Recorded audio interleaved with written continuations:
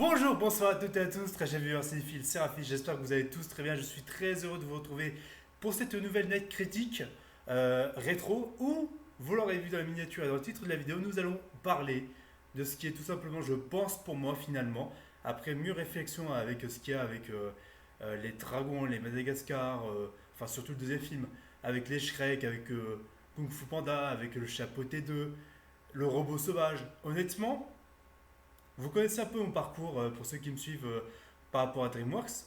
J'ai fait la critique des 4 films Shrek, du live action Dragon, de Kung Fu Panda 4 qui a été une déception pour moi, mais je suis obligé de vous parler dans cette critique un peu à l'improviste comme ça, comme si on parlait devant un verre, de Megamind, qui est littéralement le meilleur film DreamWorks pour moi. C'est le plus drôle, le plus original, le plus beau visuellement. L'animation, après 15 ans, quand le film est sorti en 2010, l'animation n'a pas pris une ride, c'est pour te dire, hein. Et c'est tellement une déconstruction réussite du mythe du super-héros, quoi. Du mythe classique du super-héros par rapport à Superman, par rapport à tellement de références, tellement de clins d'œil qui sont mis en avant. C'est tellement original. J'en ferai toute une vidéo plus tard avec plus de moyens où je ferai vraiment toute une thématique par rapport à l'appartenance du personnage de Megaman qui en fait est nul en méchant. Littéralement, il est nul en méchant dans ce film-là. Mais on va aborder ça en détail. Bon, bien sûr, vous l'aurez vu, critique 100% spoiler. Donc, si vous avez des enfants, bah, allez le voir ce film-là. Regardez-le avec vos enfants. Ce film, il est génial, il est original, il est drôle, il est touchant. Il a tellement de réflexions intéressantes. Il y a de l'action, c'est fun, il y a de la musique super cool. Les personnages, c'est à mourir de rire. Vraiment, vous allez passer un super bon moment. C'est un super divertissement pour les parents et les enfants qui ne l'ont pas encore vu.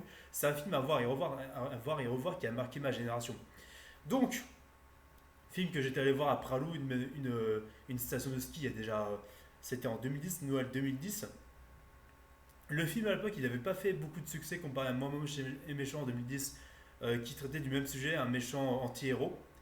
Moi Moche et Méchant avait fait un carton, surtout à cause des mignons, qui a été un véritable phénomène. Et Megamind est sorti un peu de nulle part, on va dire. Et il n'a pas eu un grand succès alors que le film est largement sous-coté, il est vachement original et vous allez le comprendre dans ma critique en question. C'est un film que j'étais allé voir à Pralou dans cette station de ski. Et même, je me souviens, c'était dans une salle de cinéma où il y avait plein d'affiches de vieux Disney qui étaient posées, quoi, qui étaient mises. Même une affiche de dinosaures de Disney, je m'en souviens très bien. Des affiches d'époque avec les dates des films, c'était vachement original. Et il y avait dans la salle d'à côté, il y avait aussi le dernier film Narnia au cinéma. Bref, on n'est pas là pour parler de ça, on est là pour parler du film quand même, où dans ce film-là, où ce film-là, il a été produit entre autres par Ben Stiller. Ben Stiller qui dans la version originale de Madagascar double quand même Alex Lyon pour le côté parodique. Et c'était vraiment aussi par rapport à ça, déjà qu'Alex c'est mon personnage préféré du film, enfin des films Madagascar. On n'est pas là pour parler de ça, mais vous m'avez compris. Mais voilà, Ben Stiller avec le côté copinage par rapport à DreamWorks, je pense que c'est même lui qui a engagé Jonah Hill pour le rôle de Titan, le rôle de Hal dans le film Megamind, dans la version originale doublée, enfin ce que je veux dire exactement. Il y a même aussi dans la version doublée originale, il y a Will Ferrell, il y a aussi Tina Fey pour le rôle de Roxanne Ritchie, ouais c'est ça. Euh, David Cross qui revient encore pour un DreamWorks après le rôle de Gru dans Kung Fu Panda, et il revient dans le rôle de Nounou, si je dis pas n'importe quoi. Donc voilà, il y a aussi bien sûr, n'oublions pas Brad Pitt qui joue le rôle de Metroman. Bon ça, les acteurs dont je vous ai parlé, c'est pour la version originale du film doublé. Donc voilà. Et d'ailleurs aussi, j'ai remarqué que dans le générique de fin, il y a même la participation de concept art du côté artistique, du côté visuel du film. En gros, Guillermo del Toro a pu aussi un peu participer au film en question. Et ça peut se comprendre parce que quand on voit les mégabots, les petits robots de Megamind, on sait que par rapport au design, le côté fantastique, le côté un peu bizarre des créatures, ça peut se référer un peu à Guillermo del Toro. Enfin, je le vois comme ça en tout cas. Et ouais, je me souviens, j'avais même à jouer McDonald's avec un mégabot, je m'en souviens très bien. Bref, on va parler du résumé du film maintenant, après la partie anecdote. Alors, Megamind, ça raconte l'histoire d'un extraterrestre, Megamind, il se fait appeler comme ça quand il devient adulte, qui débarque sur Terre.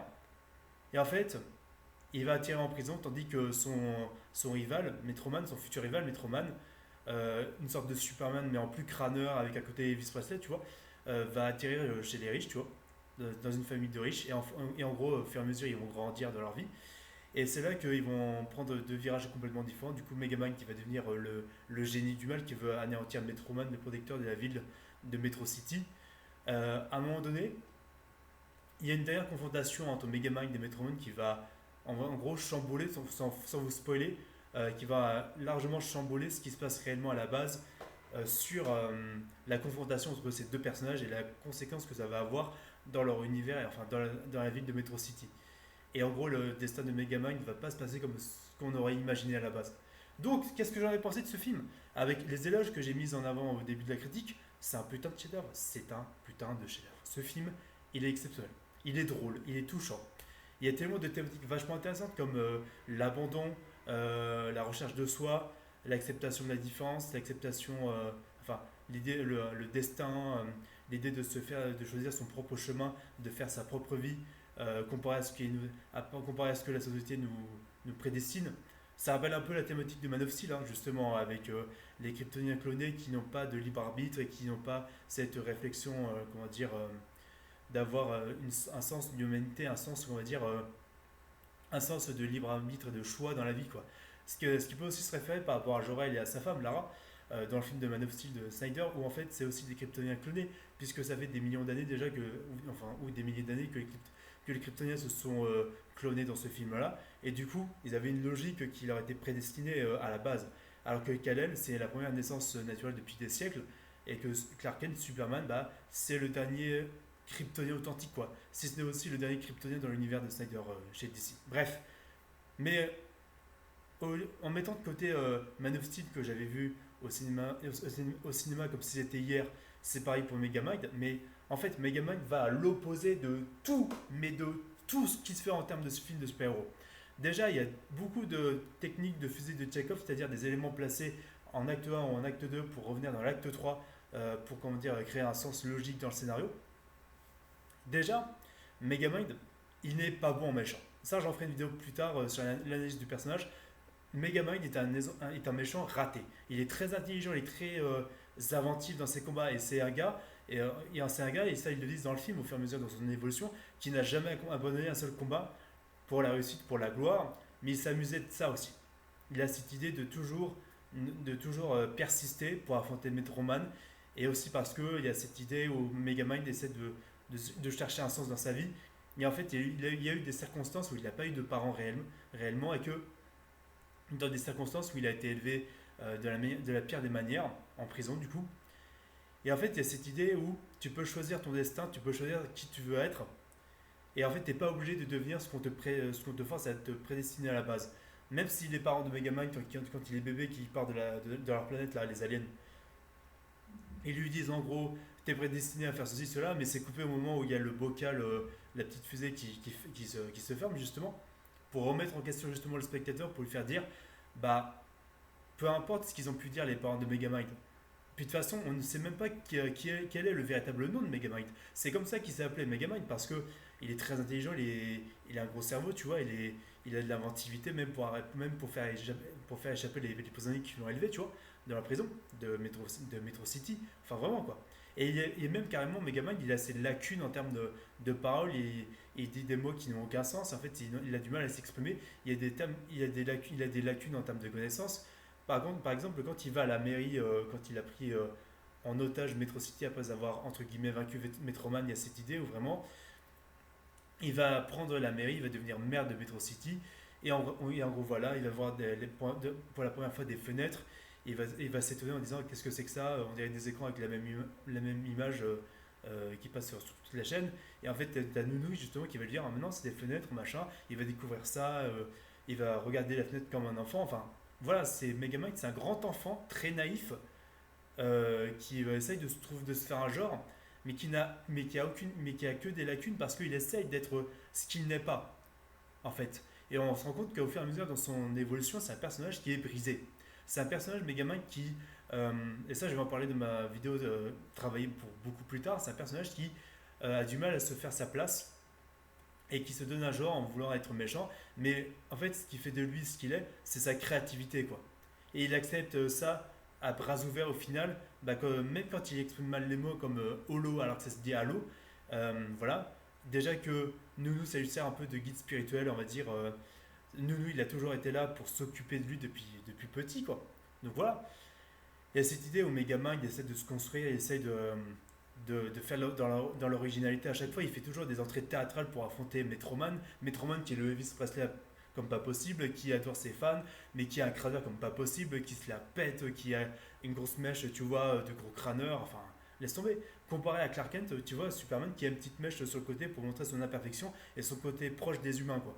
Mais vraiment, Metroman, le mec bien coiffé, tout ça, bien baraque, qui dit je t'aime aussi, citoyen anonyme, je vous aime tous, je sais pas comment je serais sans vous. Et en fait, là où ça déconstruit le côté super-héros, c'est que quand Metroman décide d'abandonner au final la vie, parce qu'il y a, il y a ce twist où en fait on découvre par Roxanne et par Megaman qui essaie de le retrouver quand il y a Titan qui fout le bordel, bah que Metroman en fait il a laissé crever Metro City quand il y avait Megaman qui foutait le bordel.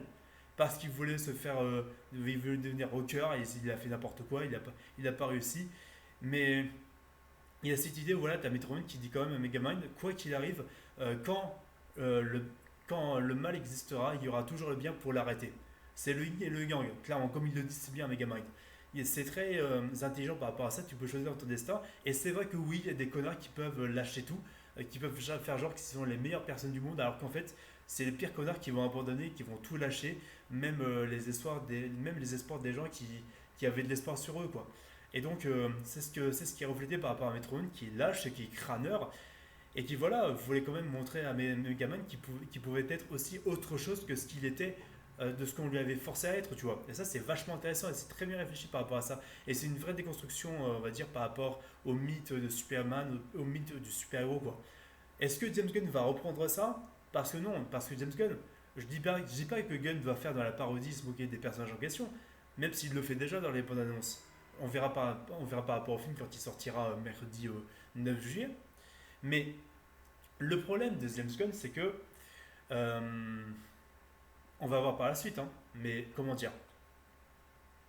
Le truc, c'est que quand on entend dans ces news, comme je vous l'ai dit, c'est 100% spoiler, c'est critique, et même par rapport à Superman de 2025, quand on entend que Jor-El de la version de 2025, en fait, il a envoyé Superman pour conquérir la Terre par tyrannie, tout ça, ça déconstruit complètement l'image de bonté, l'image christique de ce que doit être Superman et les parents de Superman, si tu veux. Parce que Jor-El, j'ose en faire la comparaison, Jor-El, dans Superman, c'est censé être Dieu. C'est censé être Dieu qui envoie son fils Jésus-Christ sauver les vies, quoi, sauver, on va dire, l'humanité, littéralement. Il y a vraiment ce côté christique et religieux, ce qui n'est pas respecté par James Gunn, qui est fait dans la provocation, encore une fois.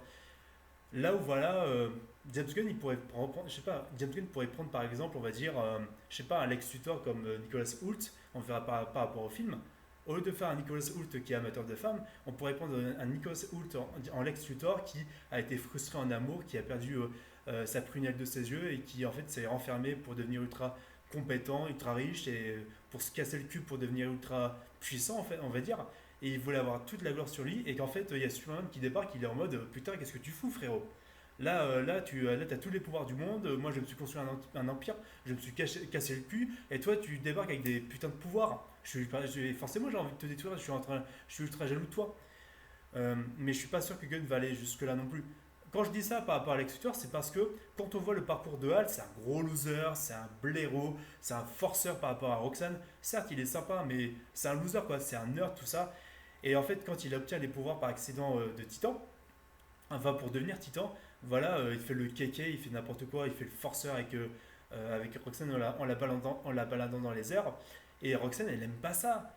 Elle a pas du tout accroché, il faut juste accepter, les gars. Et ça, c'est la morale du film, c'est que quand une personne ne t'aime pas, il faut accepter cette fatalité, qu'elle ne t'aime pas, il faut avancer dans ta vie, tout simplement, pour que tu trouves des personnes qui te correspondent, et c'est tout ce qui compte en fait. Moi, ça m'est arrivé déjà plusieurs fois, et c'est vrai que ça peut être triste et frustrant, mais il faut accepter, au lieu de les coller, au lieu d'être lourdingue avec eux, il faut tout simplement accepter d'avancer dans la vie et de trouver des personnes qui te correspondront mieux, qui te plairont et qui voudront peut-être être tes amis. Et ça, c'est normal, c'est tout simplement ça la vie.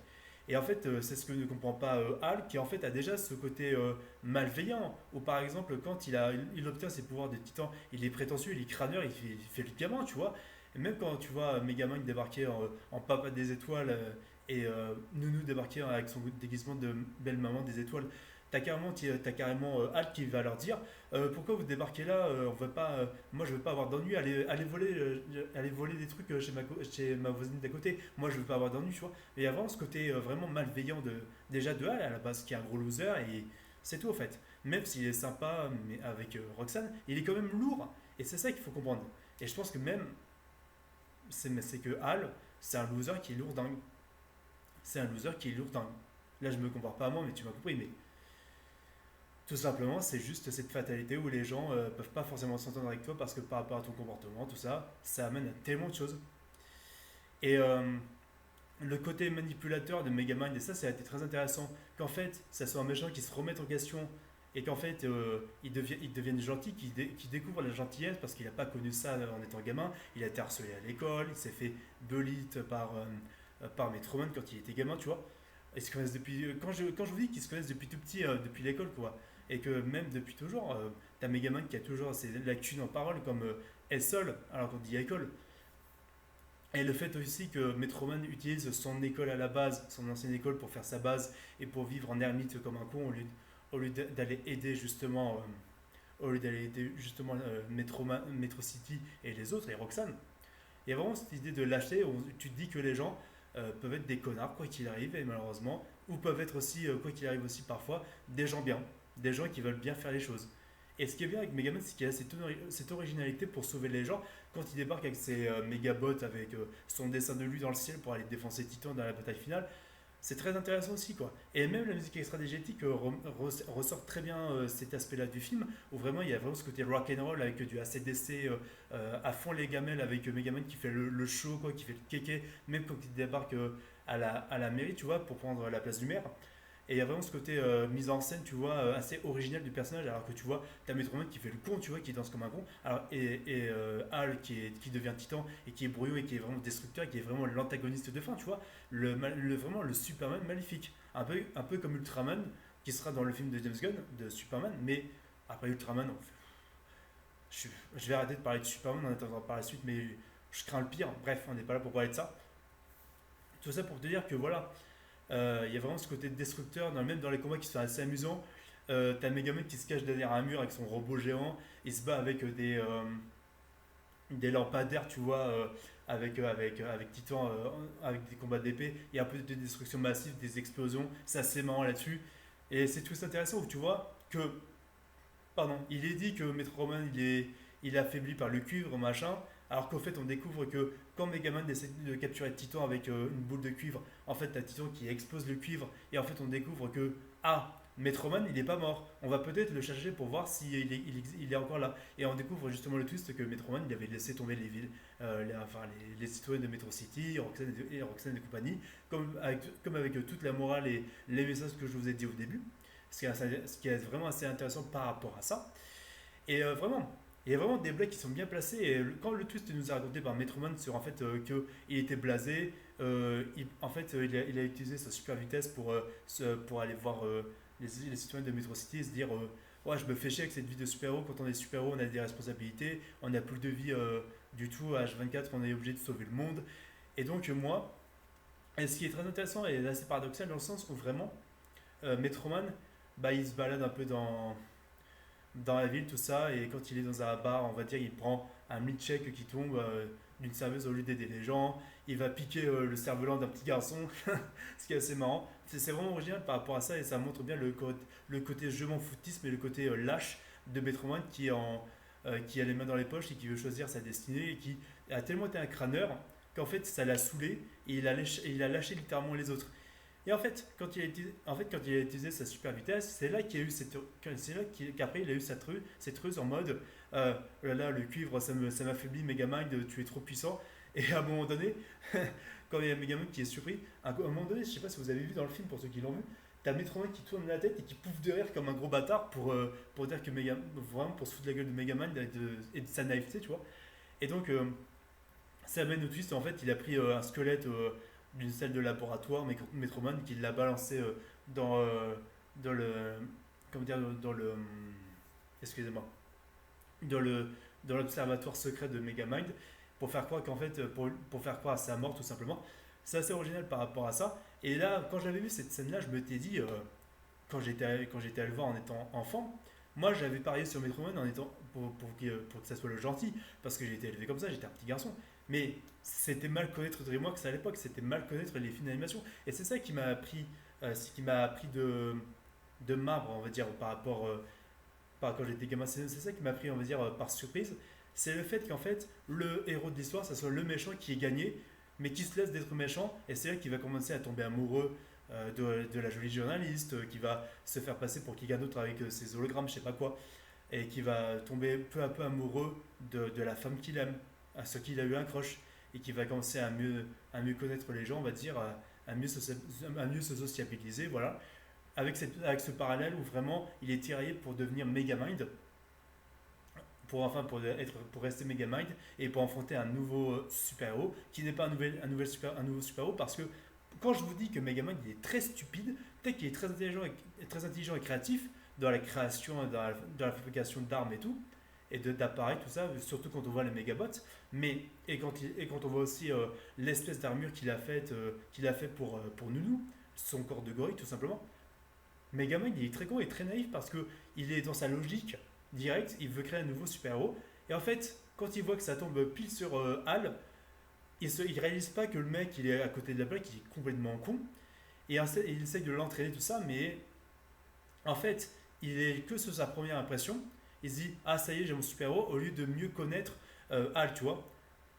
Et en fait, il annule pas ses pouvoirs, ce qui fait que Hal, c'est un abruti, voilà, c'est un gros connard, c'est le pire méchant qui en fait peut tuer des gens, peut détruire n'importe quoi et qui peut voler des choses, voilà. Et c'est pour ça qu'à un moment donné, t'as Megamon qui est surpris en mode qu'est-ce que tu fais, c'est toi le gentil. Et au final, t'as Megamon qui a plus rien à perdre après sa semi-rupture avec Roxanne. Le fait que, enfin voilà, que Megamind il a brisé le cœur de Roxanne avec son côté manipulatoire en changeant d'apparence à chaque fois.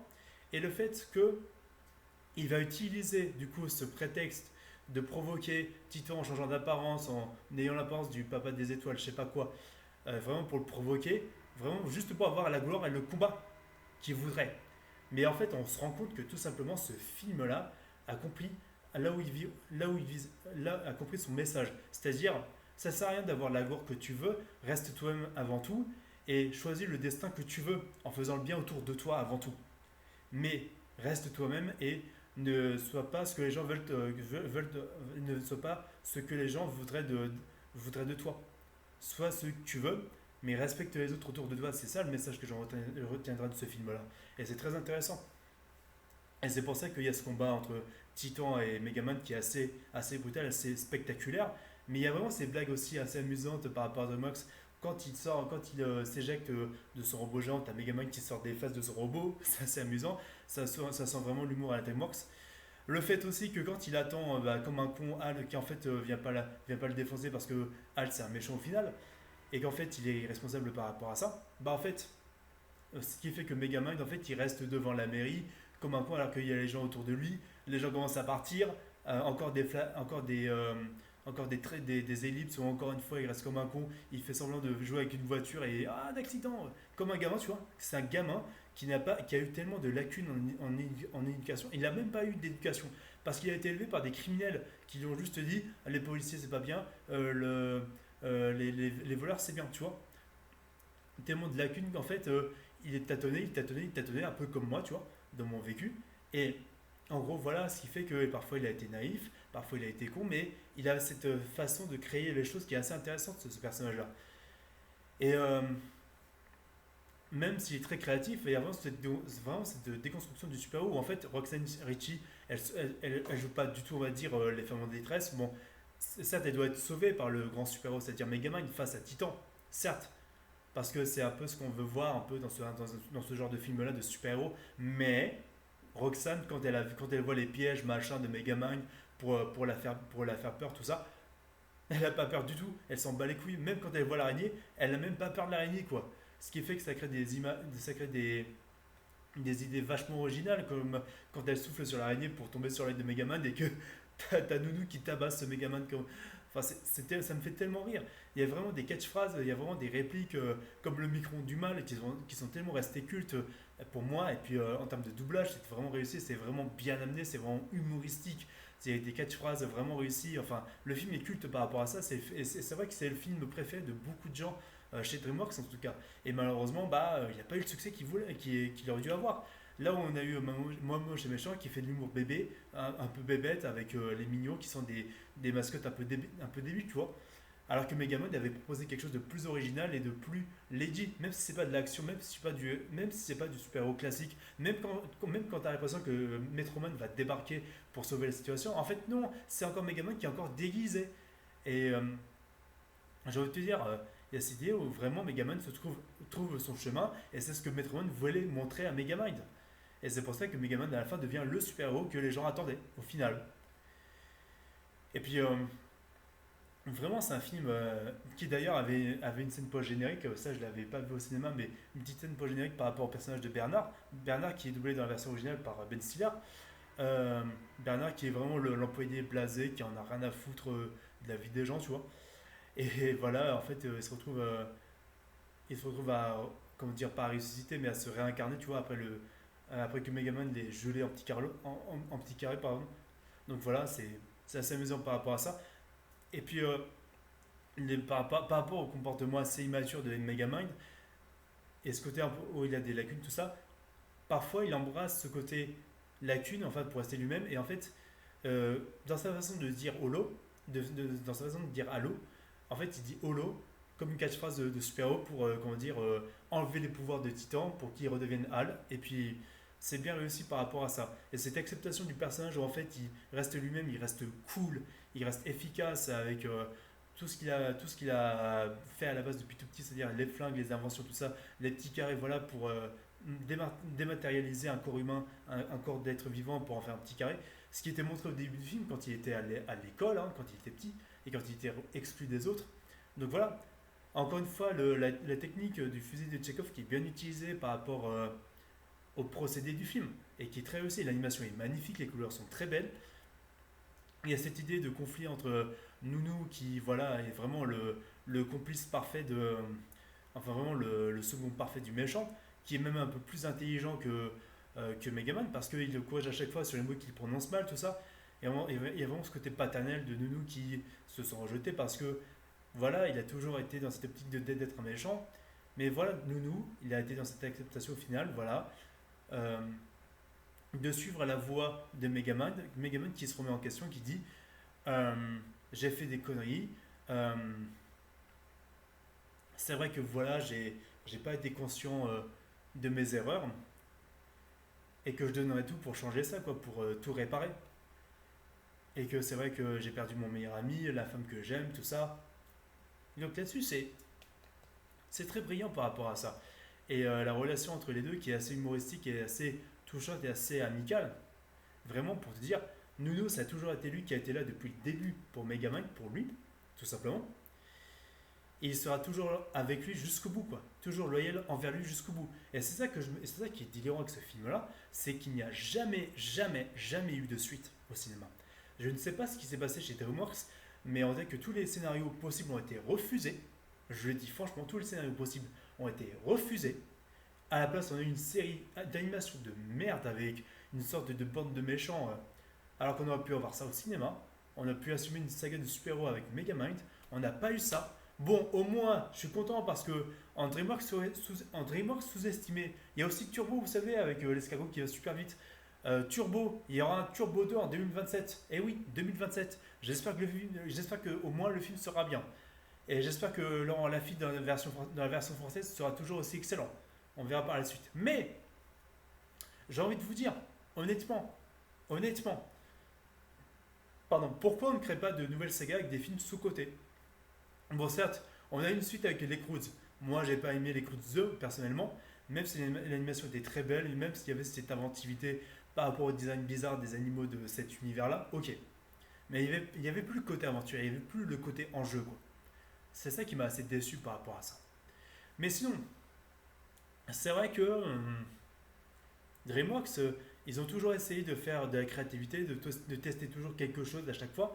Soit ça passe, soit ça casse, à chaque fois. Et ça, on ne peut pas leur en vouloir, on ne peut que les applaudir, parce que franchement, DreamWorks, comparé à Pixar qui se casse la gueule avec ses nouvelles créations et qui sont obligés de faire des suites de leurs films populaires, j'ai envie de te dire, l'alternative c'est DreamWorks, quoi. Et je pense que Blue Sky aurait été cette alternative si on avait laissé Blue Sky tranquille, si on n'avait pas fermé le studio pendant le Covid, si Disney n'avait pas enculé les créateurs de l'âge de glace comme des cons. Je te le dis franchement. Bon, après, on va avoir officiellement un Rio 2 de Blue Sky. Non, Rio 3, excusez-moi. Rio que j'adore comme film, qui est vraiment la deuxième meilleure saga de Blue Sky après l'âge de glace. Donc j'ai envie de te dire, voilà. Mais non, mais ouais, franchement, c'est tout. C'est dommage par rapport à ça. C'est dommage par rapport à ça que Blue Sky est fermé, mais Disney a repris les droits. Donc on aura Rio 3 qui est officialisé. J'espère que l'animation sera stylée. On a aussi un L'Âge de Glace 6, comme je vous ai dit dans une vidéo ancienne dont je vous mettrai le lien en description. Une vidéo de L'Âge de Glace 6 où, du coup, ça a été annoncé. Peut-être que Manny sera grand-père, j'en sais rien. Mais est-ce que c'est nécessaire parce que même dans les 5 premiers films, le cinquième film pue la merde, tous les autres sont exceptionnels, à part le sixième, entre guillemets, de Disney Plus qui n'a jamais existé. On est d'accord là-dessus. Bah, honnêtement, les gars, honnêtement, en fait, dans les 5 films de l'âge de glace, on a traité tout le lore de l'âge de glace. Parce que si vous vous en souvenez, petite parenthèse sur l'âge de glace, il y a dans la scène du premier film l'âge de glace, quand ils sont dans les grottes glaciaires, t'as un site qui voit, bah, on va dire, soit des poissons, des dinosaures, des paresseux gelés, ou même des vaisseaux spatiaux, pour teaser justement à chaque fois chaque film qui allait arriver. Le deuxième avec des poissons monstres, le troisième avec des dinosaures, le quatrième avec la famille des paresseux qui revient, pour faire un petit clin d'œil. Le cinquième film, le dernier film en date, avec un vaisseau spatial où ça crée un astéroïde, machin truc. Enfin, plein de clins d'œil comme ça, littéralement. Ce qui est aussi repris à chaque fois par des scènes, des moments subtils, par chacun des films, quoi, pour dire, pour teaser à chaque fois, il y a ceci, il y a cela. Moi, j'ai pas trouvé quel genre de teasing il y aurait eu par rapport, je sais pas, par rapport à l'âge de glace 6. Moi, j'ai pas trouvé ça. Parce que pour moi, l'âge de glace 5, c'était la conclusion ratée de l'âge de glace, où voilà, t'as la fille de Manny qui se marie avec son petit copain, et il y a même la musique touchante de ce qu'il y avait dans le premier film où Manny se remémore sa première famille qui a été tuée, et qu'il y a cette scène très touchante où vous voyez justement Manny qui enlace le petit bébé, voilà, Roshan, voilà, pour le moment émotif, on va dire, de l'âge de glace 1, pour ceux qui ont vu le film et qui ont vécu cet instant-là comme moi dans ma génération. Bref, pour revenir sur Megamind, j'ai fait une grosse parenthèse, mais voilà. Je pense que j'ai tout dit sur Megamind, honnêtement. Je pense que je vais arrêter la vidéo soit à 35 ou à 40 minutes. Mais j'ai envie de vous dire, Megamind, pour moi, ça aurait dû être le film dont James Gunn aurait dû s'inspirer. Même que ce soit dans l'idée où, voilà, t'as Lex Luthor qui était sympa au début, mais qui décide de devenir un connard et qui décide d'être dans la réussite, mais qui est frustré parce qu'il n'y arrive pas, comme Hal avec ses pouvoirs quand il devient titan. Le fait aussi que il y a cette idée où, voilà, peut-être voilà, Clark Kent qui a du mal à s'intégrer en société, sans être ridicule, tu vois, mais ou être un peu comme le côté Bryan Singer, tu vois, euh, de Superman, de Superman Returns, où vraiment il est un peu gaucho, Clark Kent, sans être trop exagéré, tu vois, sans trop être ridicule non plus. Pour moi, en fait, Superman de 2025 aurait dû être une origin story. Et ça, je vais vous le répéter. Superman 2025 aurait dû être une origin story. Parce que quand tu fais un nouvel univers, tu es obligé de réintroduire à chaque fois le personnage et ses bases, ses origin story. Ce qui a été très bien fait avec Richard Donner, ce qui a été très bien fait avec Bryan Singer. Enfin, excusez-moi, le Richard Donner, ça a été le premier film et Bryan Singer, ça a été plus la suite, si vous voulez. Alors, excusez-moi.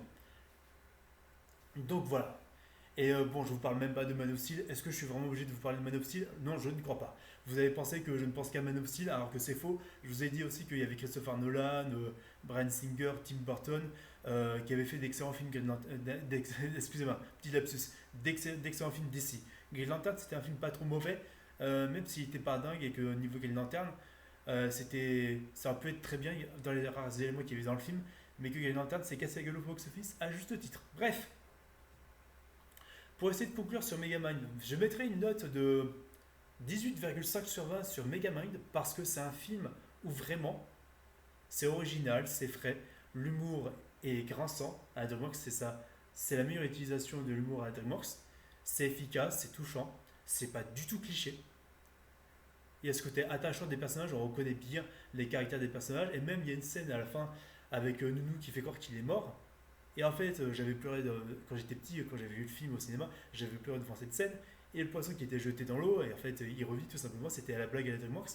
Le fait aussi qu'il n'y a pas vraiment de romance, on va dire, entre Roxane et Megamind, enfin, c'est un peu suggéré, puisque à la base, ils se sont embrassés dans le restaurant, mais c'était dû à la manipulation de Megamind, et dû aussi au fait que voilà, Roxane, elle a touché la montre sans le faire exprès pour rendre l'apparence de Megamind, justement, dans sa ruse, dans la ruse de celui-ci, quoi. Donc voilà, cette idée qui est. Voilà le côté où ils te mettent carrément du bad de Michael Jackson avec tout le monde qui s'ambiance, vraiment tout le monde qui s'éclate par rapport au son, et c'est vraiment original par rapport à ça, c'est très ambiançant. Et ils ont mis du Michael Jackson, du AC/DC, ils ont mis de Welcome to the Jungle, enfin du tout, ça a été la folie quoi. Il y a de la bonne destruction, franchement, c'est accessible aux enfants. Il y a vraiment un humour grinçant. La musique est très sympa de Alzheimer. Le côté de Landbaf est un peu plus oubliable, mais Alzheimer arrive à bien faire des thèmes marquants, même des thèmes simples, on va dire, sur Megaman qui vit sa vie tranquille, qui essaie de créer ses plans, et le côté épique de Metroman, tu vois. Donc c'est une réussite par rapport à ça. C'est une réussite par rapport à ça. Je vais essayer de finir à 40 minutes. Merci à tous d'avoir regardé cette critique, les amis. N'hésitez pas à me dire en commentaire ce que vous avez pensé vous aussi de ce film-là, si ça vous a rappelé des souvenirs par rapport à tout ce que j'ai pu vous dire. Si ce film-là vous rappelle des souvenirs, je pense que j'ai arrêté mon cycle DreamWorks pour cette année, pour le moment. Enfin, du moins pour le moment, parce que c'est vrai qu'il y a les Bad Guys 2 que j'attends avec impatience qui va sortir cet été. Déjà que le premier film était vraiment très bon. Et déjà que j'avais fait une réaction trailer au Bad Guys 2. Donc voilà. Donc oui, quand je parle de fin de cycle de DreamWorks, c'est que moi j'aurais critiqué les trois films DreamWorks qui sont sortis il y a 15 ans. Et donc j'aurais fêté en quelque sorte les 15 ans de ces films-là, c'est-à-dire Megamind, Shrek 4 et aussi Dragon. Parce que oui, certes, j'ai fait une critique sur le live action de Dragon, mais c'est exactement le même putain de film que le film d'animation de 2010. Ah, je suis désolé, il y a de légers changements, mais c'est exactement le même film. Point barre. Et depuis toute façon, ce live action Dragon a fait nettement mieux que le live action Disney. Et en fait, je voudrais vraiment que Dragon, le live action de Dragon, puisse faire le milliard. Il faut que ce film fasse le milliard. Et en même temps, si le film ne fait pas le milliard, tant mieux aussi parce que ça évitera à DreamWorks de trop s'emballer, de faire des live action sur justement Megamind ou pire sur Shrek ou encore pire Madagascar. Vous voyez le truc, tu vois? Ou même pire, même tout aussi pire, Kung Fu Panda. Donc, excusez-moi les amis. Donc voilà, je pense que j'ai tout dit sur Megamind, l'humour, tout ça. Et vraiment, il y a vraiment des twists très intéressants, et vraiment des rebondissements, des fusils de Chekhov bien utilisés, des éléments qui sont placés à certains moments du film qui sont réutilisés pendant le scénario, la chimie des personnages qui est vachement hilarante pour moi. Megamind et Nounou, c'est le meilleur duo de tout DreamWorks. Littéralement. C'est tout en fait. J'ai pas grand chose à dire. Parce que vraiment, leur duo est très attachant et très fraternel, tout simplement. Ce duo de complices méchants qui en fait passent pour des bolos, surtout à cause de Megaman qui est très naïf et qui tâtonne à bien faire les choses, mais qui se foire lamentablement. Pour te dire quoi. Mais c'est tout le concept du personnage. Et c'est ça qui en fait tout son génie humoristique, tout simplement. Donc voilà. Voilà ce que je pouvais dire par rapport à ça. Vraiment, n'hésitez pas à me dire si ce film-là vous a marqué, qu'est-ce qui vous a plu dans ce film-là, plus ou moins, voilà. N'hésitez pas à me dire tout ça en commentaire. Tant qu'à moi, je vais terminer la vidéo dans pratiquement une minute. Moi, je vais aller voir Superman.